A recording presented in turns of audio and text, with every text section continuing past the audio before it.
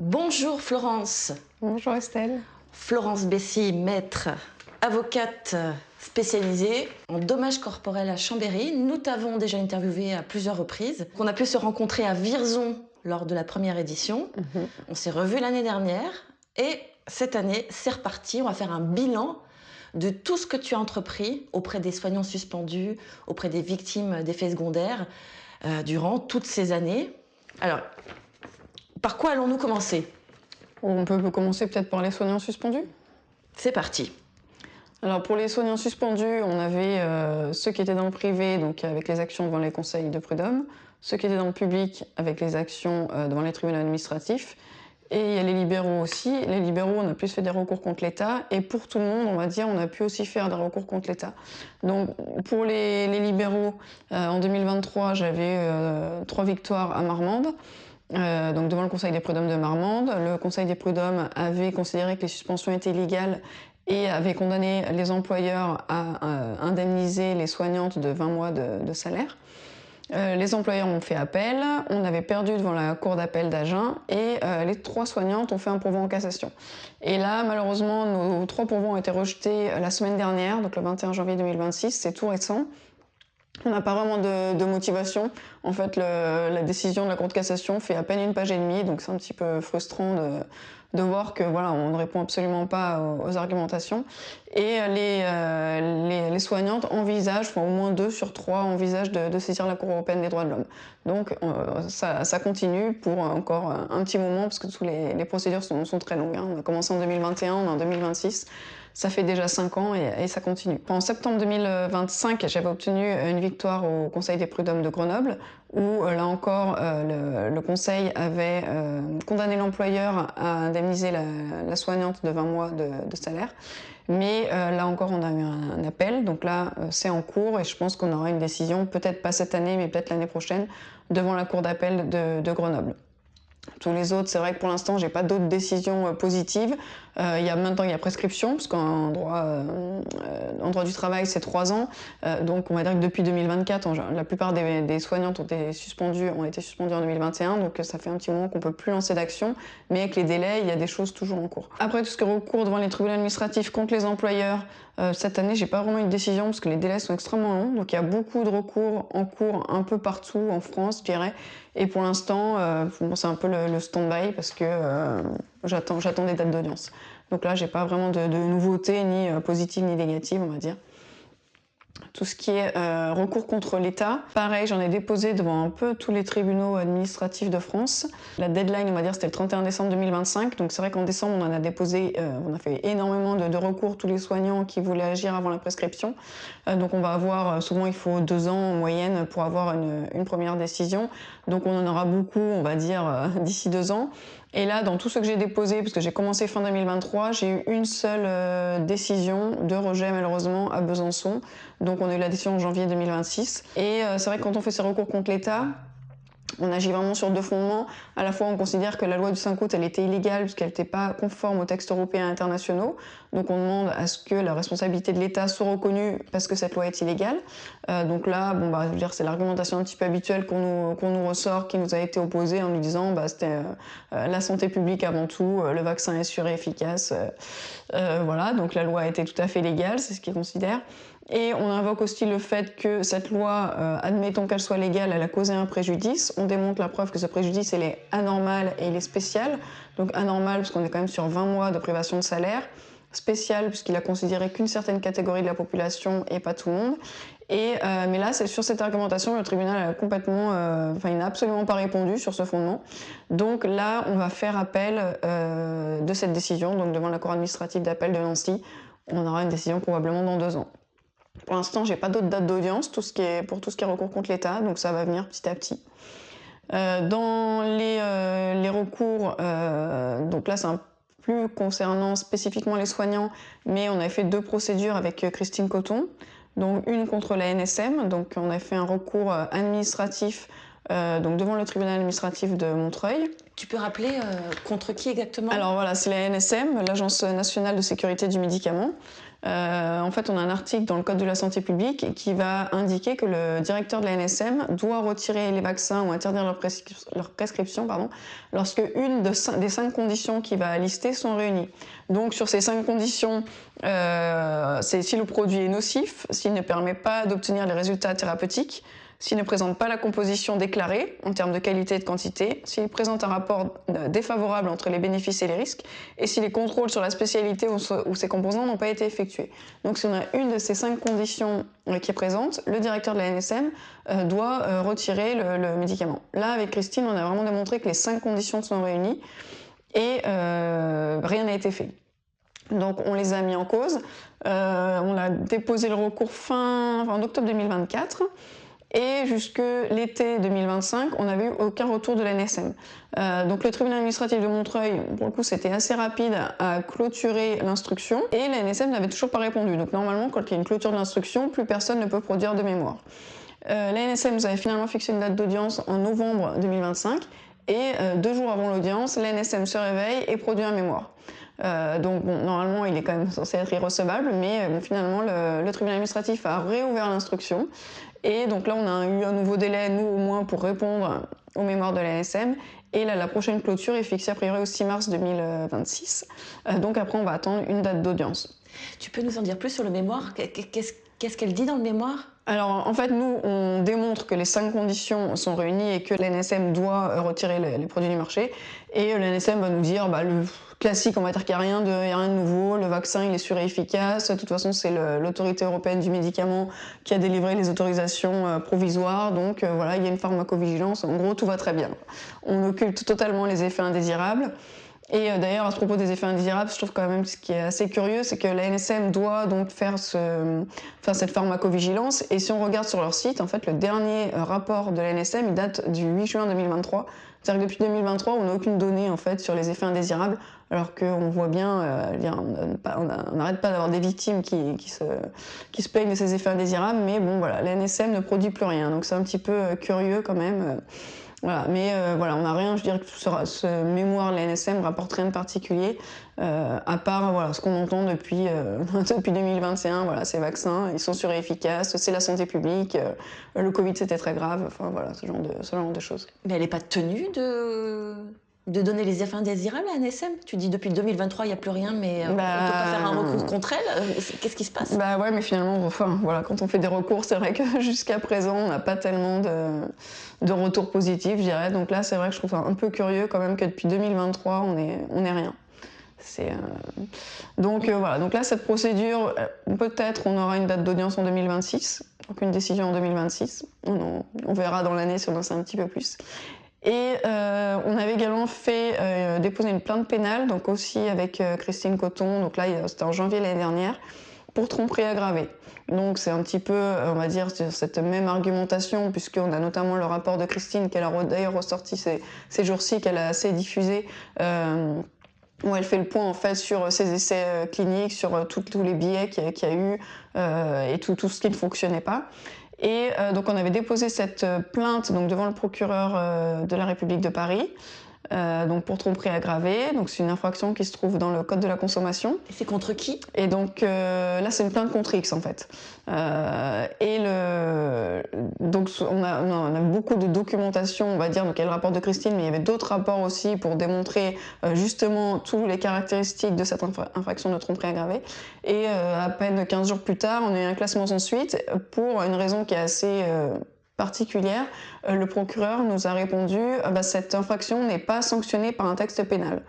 Alors que si on regarde dans le Code de la consommation, on a tous les éléments de l'infraction et c'est clairement dit que la personne qui sera coupable de tromperie aggravée encourt 3 ans et 300 000 € d'amende. Et puis il y a des peines aggravées avec des circonstances aggravantes. Donc le texte pénal, il existe bien, il existe dans le Code de la consommation. Donc on n'a vraiment pas compris. On a fait appel devant le procureur général de Paris. Et cette fois, on nous a répondu, pareil, 15 jours plus tard, donc je pense que le dossier n'a vraiment pas été étudié parce que la plainte est conséquente. Et je pense qu'en 15 jours, on ne peut pas vraiment étudier tout ça. Et on nous a répondu que cette fois, l'infraction était insuffisamment caractérisée. Donc voilà, terminé pour tout ce qui est procureur de la République, procureur général. Donc là maintenant il faudrait qu'on dépose une plainte devant le doyen des juges d'instruction de Paris. Voilà, donc c'est quelque chose qui est en cours également. Voilà un petit peu pour l'état des lieux sur les recours voilà, juridiques qu'on a déposés. Et bon, puisque là on est à Vierzon, c'est aussi donc c'est la 3e année où on parle beaucoup des effets indésirables des vaccins. Donc là, les procédures, il y en a beaucoup qui sont en cours. Moi, je fais essentiellement des recours devant l'ONIAM, en fait, puisque l'ONIAM, c'est l'Office national d'indemnisation des accidents médicaux et qui va notamment indemniser les victimes d'effets indésirables des vaccins. Donc les vaccins obligatoires et les vaccins qui ont été faits en cas de, entre guillemets, urgence sanitaire. Donc toutes les personnes qui se sont fait vacciner avec les vaccins Covid, que ce vaccin était obligatoire ou fortement recommandé, elles peuvent prétendre à une indemnisation auprès de l'ONIAM. Donc pour cela, il faut remplir un dossier. Donc il y a un formulaire sur le site internet de l'ONIAM avec toute une liste de pièces justificatives, donc notamment les dates de vaccination, les numéros de lot, le dossier médical avant-après pour bien démontrer qu'avant il n'y avait pas d'antécédents et que les effets indésirables sont bienvenus après la vaccination, la déclaration à la pharmacovigilance. Donc voilà, il y a tout un tas de pièces à rapporter. Et une fois qu'on a déposé ce dossier donc à l'ONIAM en courrier recommandé avec accusé de réception, alors là c'est très long, c'est vrai que sur leur site ils nous disent en 6 mois vous avez une réponse, mais en fait clairement il se passe au moins 8 mois, 1 an, sans qu'il se passe rien justement, on attend. Et puis finalement au bout de 8-10 mois, 1 an, on reçoit un courrier de l'ONIAM en disant ah bah on a bien enregistré votre dossier mais il faudrait encore telle ou telle pièce. En général c'est des pièces qu'on a déjà demandées, donc il y a vraiment quand même une volonté de décourager les gens. Moi dans tous les dossiers c'est identique, systématiquement on nous redemande des pièces qu'on renvoie. S'ils acceptent le dossier, ils vont désigner des experts médicaux, donc 1 ou 2 experts. Et là encore, je dirais, c'est un peu toujours le parcours du combattant, parce que clairement, les experts, moi je fais énormément de responsabilités médicales, donc des expertises médicales, j'en fais tout le temps. Dans la majeure partie quand même du temps, ça se passe bien. Mais alors, les expertises médicales avec ces problèmes d'effets indésirables des vaccins, on voit largement que les médecins ne veulent pas reconnaître qu'il y a des effets indésirables. Donc c'est à la fois qu'ils ne veulent pas, mais il y a vraiment une mauvaise foi assez impressionnante. J'ai fait une expertise il n'y a pas si longtemps et c'est vrai que la victime, donc c'était une personne jeune qui avait aucun antécédent avant la vaccination, qui à partir du moment où elle s'est fait vacciner, elle a développé ce qu'on appelle le STOP, donc c'est le syndrome tachycardie orthostatique posturale. Donc en fait elle fait des malaises en permanence, donc dès qu'elle elle marche un petit peu, elle fait des malaises, elle a vite chaud, même s'il ne fait pas très chaud, elle fait des malaises vagos tout le temps. Avant elle travaillait, elle faisait du sport, elle avait une vie active, donc on voit bien la différence avant vaccination, après. Et les experts nous ont dit, bah, vous prenez de la vitamine D, c'est la vitamine D. Donc voilà, après ils ont essayé de... J'entends bien, c'est la vitamine D qui provoque les malaises. Voilà, c'est ça. Ah, c'est pas prenez de la vitamine D pour aller mieux. Non. C'est la vitamine D. Voilà. Et après, ils ont insisté sur le fait, est-ce qu'elle commandait des compléments alimentaires sur Internet? À plusieurs reprises, elle a dit non, je ne commande pas de compléments alimentaires sur Internet. Si, mais vous devez commander des compléments alimentaires, c'est pour ça que vous avez tous ces effets indésirables. Donc c'était vraiment... j'étais vraiment impressionnée par tant de mauvaise foi et vraiment une volonté de ne pas reconnaître les effets indésirables. Ils étaient méprisants, ils étaient hautains, c'était assez caricatural. Donc il y a vraiment quand même une volonté des médecins en fait d'être dans le déni des effets indésirables. Et c'est dû à quoi selon toi? C'est de l'arrogance, c'est de l'ignorance, ou ça va au-delà de ça? C'est-à-dire que... Moi j'ai l'impression que c'est un peu une religion vaccinale et que le vaccin, par principe, ça ne se discute pas. Donc le vaccin est sûr et efficace, comme on nous l'a répété dès 2021, vaccinez-vous pour protéger les autres, alors qu'on sait très bien, par exemple, ça n'a jamais été testé sur la transmission. Donc dès le départ c'était un mensonge. Et puis d'une manière générale, les vaccins, ça se discute pas, c'est comme ça on se vaccine, point. Et les vaccins n'ont pas d'effet indésirable. Ils m'ont même dit, justement au cours de cette expertise, mais vous vous rendez pas compte du nombre de gens qui viennent à l'hôpital parce qu'ils font des intoxications à l'argile. Donc c'est bizarre. Et de toute façon, dans l'argile, il y a énormément d'aluminium. Bon, c'est vrai que dans les vaccins, il n'y en a pas. Donc en fait, c'est tout pour décrédibiliser tout ce qui est produit naturel. Et puis à côté de ça, le vaccin, il n'a aucun effet indésirable. Alors que le vaccin, je ne vais pas dire que toutes les personnes qui sont vaccinées vont avoir des effets indésirables, heureusement non. Mais le vaccin, c'est comme un médicament. le médicament, dans peut-être 80% de la population, il va marcher, puis il y a peut-être 20%, je dis des pourcentages un peu au pif, et chez certaines personnes, ça ne va pas marcher, et il y aura des effets indésirables. Tout médicament, tout vaccin a des effets indésirables. Il faudrait qu'ils puissent reconnaître les effets indésirables des deux côtés. Des deux côtés, tout à fait. Que peut-être dans certains cas ça marche, mais dans d'autres cas ça ne marche pas, et il faut le reconnaître. Et est-ce qu'ils encourraient quelque chose juridiquement parlant si on reconnaissait que le vaccin était finalement à risque, eux-mêmes en tant que médecins ou pas? Non, je dirais non, parce que déjà, pour reconnaître que ce vaccin produit des effets indésirables, je pense que déjà on nous le dira jamais clairement. Ce sera vraiment peut-être au cas par cas, et encore, on va jamais nous dire avec certitude, c'est sûr, le vaccin a entraîné l'effet indésirable. On va nous dire effectivement, c'est probable que, on peut pas exclure tout lien, mais ça va être surtout sur des probabilités. Alors après, sur ces probabilités, nous, sur le plan juridique, ça nous suffit, parce que sur le plan juridique, il suffit que le médecin nous dise il y a une probabilité, même infime, que le vaccin ait entraîné cet effet indésirable, pour qu'ensuite le juge il doit regarder s'il y a des antécédents ou pas, le délai d'apparition des symptômes de l'effet indésirable après la vaccination, et si il considère que il n'y avait pas d'antécédent d'effet indésirable avant le vaccin, si on est dans un délai normal, parce que le Conseil d'État maintenant nous demande un délai normal d'apparition des premiers symptômes, on peut avoir la personne pour obtenir une indemnisation.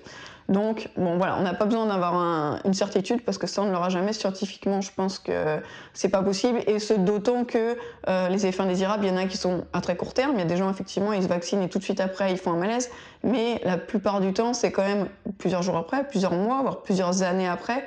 Et plusieurs années après, ça va être très compliqué d'imputer avec certitude le vaccin. Alors on en avait parlé dans la vidéo précédente qu'on avait tournée ensemble, mais c'est le délai normal, tu peux le rappeler maintenant, parce qu'il a évolué. Voilà, ça a évolué. Alors on va dire jusqu'à il y a une dizaine d'années, c'était 2 à 3 mois après, entre le vaccin et l'apparition des premiers symptômes d'une maladie. Maintenant, depuis 2021, ils vont considérer qu'il faut un délai normal d'apparition des symptômes de la maladie. Donc ça va être un peu propre à quelque part à chaque symptôme et à chaque vaccin. Et là, surtout, c'était les vaccins hépatite B qui entraînaient sclérose en plaques ou la myofasciite à macrophage. Donc dans ce type de maladie, le Conseil d'État, en gros, avec 1 à 2 ans, c'était un délai normal, 5 ans c'était trop long, mais 1 à 2 ans c'était un délai normal. Donc là, c'était pour des vaccins, le vaccin hépatite B, il a surtout entraîné ce type de maladie démyélinisante. Les vaccins Covid, ils entraînent toutes sortes de symptômes. Moi, j'ai jamais vu un vaccin qui entraîne autant d'effets indésirables. Déjà dans la diversité, et puis parfois on a des victimes qui multiplient aussi les effets indésirables. Donc là, ça va peut-être être propre à chaque effet indésirable, et je dirais que ça va être finalement au cas par cas, avec les décisions judiciaires qui vont venir dans les années à venir, mais sûrement dans plusieurs années, qu'on va dire peut-être là vous avez fait par exemple une myocardite, pour une myocardite pour un vaccin Covid, il faut 2 mois. Là vous avez développé un turbocancer, jusqu'à 5 ans pour le turbocancer, on peut considérer qu'il y a un lien. Ça va être à mon avis un petit peu au cas par cas des effets indésirables. Donc donc là on a des procédures, j'ai des procédures en cours, donc l'ONIAM parfois fait droit aux demandes d'expertise, mais après il faut encore passer cette barrière de l'expertise, avoir un rapport correct. Une fois qu'on a le rapport d'expertise, l'ONIAM soit il nous dit effectivement il y a une possibilité d'un lien, donc je fais une proposition d'indemnisation. Sachant que l'ONIAM fait toujours des propositions d'indemnisation qui sont très minimes. Ouais. Donc on peut rarement les accepter, parce que si on les accepte comme ça, avec l'ONIAM, de toute façon, on ne peut pas négocier, donc il n'y a pas de marge de manœuvre. Donc si on ne les accepte pas, il faut saisir le tribunal administratif. Donc soit on saisit le tribunal administratif sur la base du rapport d'expertise qui n'est pas si mauvais, et c'est le tribunal administratif qui va évaluer, qui va chiffrer plutôt les préjudices qui ont été évalués par l'expert. Soit on a ce rapport d'expertise qui ne nous convient pas du tout, qui dit non, de toute façon il n'y a aucun lien, c'est sûr, il n'y a aucun lien. Donc là on ressaisit également le tribunal administratif pour demander une nouvelle expertise judiciaire. Et je dirais que l'ONIAM aussi, dans cette procédure, on va dire de mettre un peu des bâtons dans les roues. Ce que j'ai retrouvé aussi, c'est que donc j'ai des personnes qui ont saisi toutes seules l'ONIAM Et notamment le cas d'un monsieur, il avait 5 ou 6 effets indésirables qui sont intervenus après la vaccination. Donc dans ces 5 à 6 effets indésirables, il y avait notamment donc, un cancer, il a développé un cancer, mais ce n'était pas le seul effet indésirable. Et l'ONIAM fait une expertise, et puis il nous dit, après l'expertise, votre cancer n'est pas en lien avec la vaccination. Bon, déjà, sans plus d'explications, par rapport à ce cancer, mais il évacue totalement les autres effets indésirables. Donc pour les autres effets indésirables qui étaient apparus, il n'y avait pas d'antécédent sur ces 4 à 5 autres effets indésirables, c'était apparu après la vaccination, et l'ONIAM, bon on n'en parle pas, on s'en fiche, je ne ferai pas droit à votre demande. Donc du coup, on n'a pas eu le choix que de saisir le tribunal administratif. Donc là par contre, autant l'ONIAM est très long, autant à partir du moment où on a une décision de l'ONIAM de rejet, il faut dans les 2 mois saisir le tribunal administratif. Donc là, il ne faut pas s'endormir, il faut vraiment faire les choses assez rapidement. Sinon on ne peut plus rien faire. Il y a ce délai de prescription. Donc là, on a saisi le tribunal administratif pour demander une expertise judiciaire. Donc là, c'était l'été dernier. Bon, c'est en cours. Je ne sais pas quand on aura une décision. Mais quelle pugnacité il faut avoir, en plus d'être malade. C'est ça. En fait, c'est ce qui est, je trouve, c'est très compliqué, c'est que la procédure, voilà, il faut déjà rassembler beaucoup d'éléments médicaux. Les victimes, souvent, ont du mal à récupérer l'intégralité du dossier médical, parce que finalement, le dossier médical, ça va être le dossier du médecin traitant, mais elles ont pu être hospitalisées dans tel hôpital, dans telle clinique, peut-être un centre de rééducation, donc il faut vraiment rassembler tous les éléments médicaux. Prouver aussi ses antécédents. C'est vrai que si on a un médecin traitant depuis très longtemps, bon, bah, c'est plus facile parce que c'est le médecin qui suit, donc on peut dire, bah, regardez les 10 dernières années, toutes les consultations que j'ai faites, vous voyez bien que j'ai pas d'antécédents. Mais on voit maintenant avec la pénurie de médecins, bah, on va parfois voir un médecin à tel endroit, puis tel endroit, donc pour prouver qu'on n'avait pas d'effets indésirables, ça peut être difficile. Une fois qu'on a rapporté tous ces éléments, c'est pareil pour la déclaration de la pharmacovigilance, c'est toujours hyper compliqué. Si on demande à son médecin, la plupart du temps, déjà c'est très long pour les médecins, très compliqué. Et puis si jamais c'est votre propre médecin qui vous a vacciné, il n'aura pas forcément envie de déclarer un effet indésirable. Donc c'est aussi compliqué de faire cette déclaration. Pourquoi il n'aurait pas envie ? Parce que quelque part, c'est reconnaître que lui a injecté un produit qui a entraîné des effets indésirables. Donc je pense que c'est un peu compliqué aussi. Ce même médecin qui aussi bien n'aurait pas accepté de signer une décharge au moment de la vaccination. C'est sûr. Parce qu'il y en avait certains qui demandaient vous pouvez me signer un papier comme quoi vraiment je ne risque rien du tout, et des médecins ne voulaient pas. Non, ils voulaient absolument pas, c'est sûr. Donc voilà, donc c'est très compliqué à rapporter tous ces éléments. Ensuite, il faut beaucoup de délais. Et puis finalement, si le dossier est accepté, on a cette épreuve de l'expertise qui est vraiment une épreuve hein, pour le coup, parce que voilà, avec des experts. Alors bon, je ne dis pas que tous les experts sont comme ça. Pour l'instant, les expertises que j'ai eues en termes de vaccination se sont mal passées. Donc j'espère que voilà, il y aura d'autres experts un peu plus ouverts, parce que voilà, simplement comme quand on a un problème de responsabilité médicale, si un médecin commet une faute, bon bah l'expert est là pour dire bah oui, effectivement là il n'aura pas fallu faire comme ça. Voilà, là les experts n'ont pas de mal à le reconnaître, c'est leur rôle. Donc pourquoi pour un effet indésirable ce type de comportement, c'est vrai que c'est un peu curieux. Donc je dirais que voilà, pour les victimes, il ne faut pas se décourager. C'est compliqué, quand on va mal, c'est d'autant plus compliqué parce que voilà, il y a ces démarches qui sont plus compliquées à faire. On est plus fragile psychologiquement, donc de supporter ces expertises où on se fait vraiment maltraiter, ça en rajoute encore. Donc voilà, il faut se faire assister. Il y a beaucoup d'associations qui permettent d'aider les victimes, de les mettre en lien, se faire assister d'un avocat, se faire assister d'un médecin conseil. Ça permet voilà, de ne pas être tout seul à l'expertise. C'est quand même un petit réconfort, on va dire. Quand même, ça a un coût.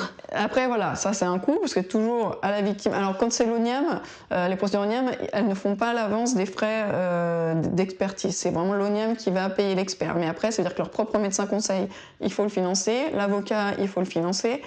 Donc c'est vrai que certaines associations aident, financent un petit peu les procédures, enfin au moins en partie. Il y a les protections juridiques qui peuvent financer au moins pour partie.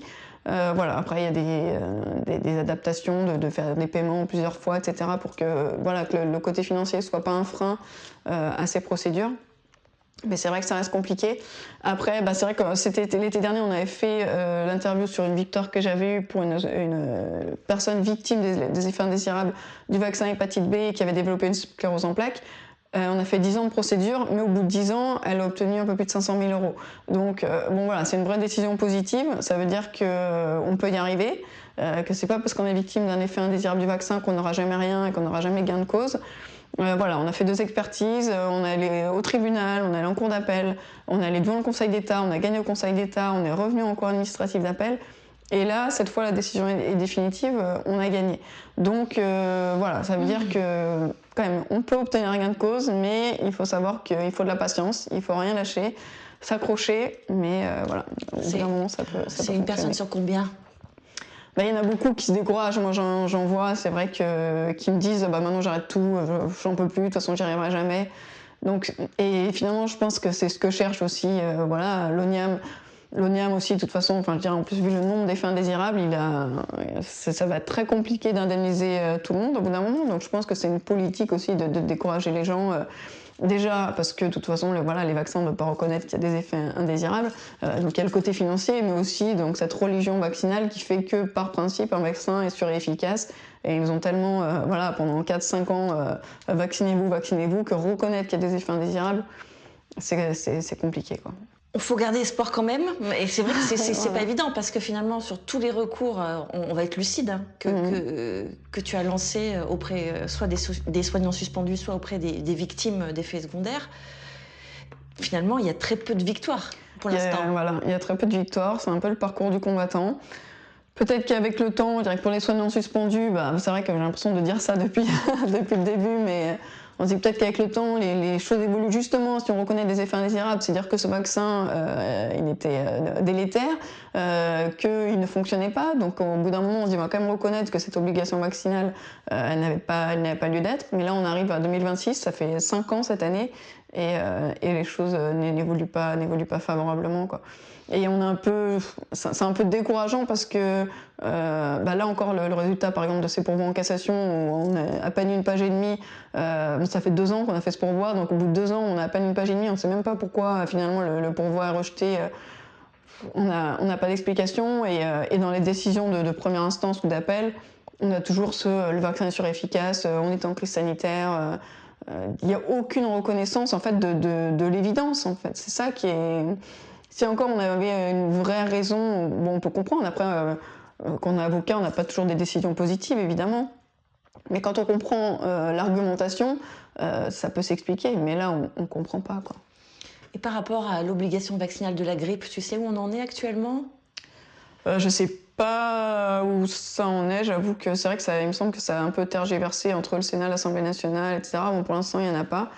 Mais je ne sais plus, on nous dit que c'est quoi, 36% d'efficacité ce vaccin. Donc si on met une obligation vaccinale avec un vaccin qui, encore une fois, n'est pas efficace et qui peut présenter des effets indésirables, et puis je dirais que tout simplement il n'est pas efficace, on se vaccine, on attrape la grippe, quel est l'intérêt de se faire vacciner à pas risquer des effets indésirables? Et puis un vaccin, c'est jamais anodin, c'est quand même une injection, on ne revient pas en arrière. Donc voilà, il faut quand même... quelle est la balance? Voilà, en fait, on est toujours sur cette balance bénéfice-risque.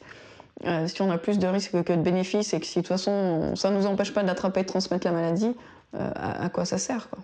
Et dans tes clients, tu as déjà eu des victimes du vaccin contre la grippe ou pas ? La grippe, non, j'en ai pas eu. C'est vraiment beaucoup... en ce moment, Covid, j'en ai vraiment... beaucoup de victimes qui viennent un petit peu dans toute la France. Hein. Cette semaine, j'ai une personne qui m'a appelé du Luxembourg aussi, avec des effets indésirables importants. Et les autres vaccins, c'était principalement l'hépatite B, mais c'est ce qui revient le plus en fait. Est-ce que tu veux ajouter quelque chose ? Je pense qu'on a bien fait le tour de l'avancée un peu, un petit état des lieux de tous les recours depuis 1 an. Et on se retrouve bientôt pour une autre affaire, mais on n'en dit pas plus. Voilà. Merci Florence de te battre contre vents et marées. Nous rappelons que le magazine Nexus est un magazine papier et que seuls vous, lecteurs, nous permettez de vous proposer du contenu en accès libre comme celui que vous venez de visionner. Merci et à très bientôt.